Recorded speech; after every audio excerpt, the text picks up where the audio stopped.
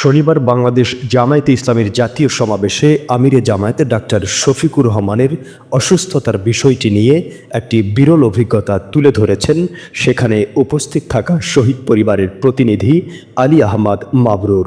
তিনি তার ফেসবুক পোস্টে লেখেন, ইসলামী আন্দোলনের দায়িত্বশীলের দায়িত্বশীলতার অসাধারণ এক ভূমিকা দেখলাম আজ। এ ধরনের দৃশ্য বাংলাদেশের ইতিহাসে বিরল।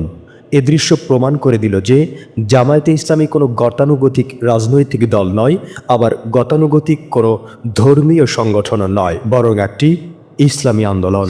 আজ জামায়াতের ঐতিহাসিক জাতীয় সমাবেশে মঞ্চে ছিলাম। শহীদ পরিবারের প্রতিনিধি হিসেবে আয়োজকরা এই সম্মাননা প্রদান করেছিলেন। সমাবেশের শেষ দিকে এসে এটিএম আজহারুল ইসলাম চাচা অসাধারণ একটা বক্তব্য রাখলেন। এরপরই সেক্রেটারি জেনারেল অধ্যাপক মিয়া গোলাম পরওয়ার নিজে সঞ্চালনা করে আমিরে জামায়াতের বক্তব্যের ঘোষণা দিলেন। এরপর আমিরে জামায়াত বক্তব্য শুরু করলেন। ৩-৪ মিনিট তিনি বক্তব্য রাখলেন। এরপর আমরা কিছু বুঝে ওঠার আগেই তিনি উল্টো দিকে পড়ে গেলেন। তার শরীর পেছন দিকে পড়ে গেল। সাধারণভাবেই এভাবে পড়লে মাথায় আঘাত পাওয়ার কথা। আমরা ইন্না লিল্লাহ বলে দৌড়ে তার কাছে গেলাম, অর্থাৎ ডায়াসের নিকট গেলাম। যার যা কিছু আছে তাই নিয়েই ছুটে গেলাম। কয়েক সেকেন্ড পরেই ঘোষণা দেওয়া হলো আমিরে জামায়াত সুস্থ হয়েছেন। আমরা দেখলাম তিনি আবার দাঁড়িয়ে কথা বলতে শুরু করেছেন। আমরা ফিরে এসে নিজেদের চেয়ারে বসতেও পারলাম না। আরও একবার তিনি পড়ে গেলেন। এবার সবাই আরও সিরিয়াস হয়ে ছুটে গেলেন। কেউ বা পকেট ফ্যান নিয়ে তার মাথার উপর ধরলেন, কেউ বা পানির বোতল।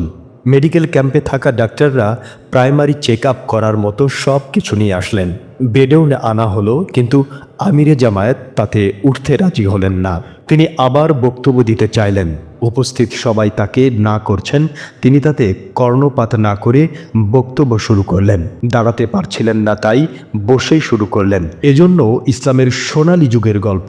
দাঁড়াতে না পারলে বসেই যেন পতাকা ধরে রাখছেন তিনি। সত্যি এক বিরল দৃশ্য। জামায়াতের আমির এত মারাত্মক অসুস্থ হওয়ার পরেও এক বিন্দু পিছু না ছুটে বক্তব্য কন্টিনিউ করলেন। এর মধ্যে ডাক্তাররা তার ডায়াবেটিস চেক করলো, দেখা গেল ব্লাড সুগার নর্মাল। আবার আরেকজন প্রেশার মাপতে শুরু করলো। আর আমির জামায়াত কোনো দিকে না তাকিয়ে তার বক্তব্য রেখে যাচ্ছেন। আমার লাইফ টাইমে আমি এমন দৃশ্য দেখিনি। মাটিতে বসে তিনি যে বক্তব্য দিলেন তা জাস্ট অসাধারণ। স্বাভাবিকভাবে বললে তিনি হয়তো আরেকটু দীর্ঘ করতেন, কিন্তু এভাবেই তিনি যা বলেছেন, যেভাবে বক্তব্য ফিনিশিং দিয়েছেন, আমার কাছে আজকের দিনের সেরা অভিজ্ঞতা মনে হয়েছে।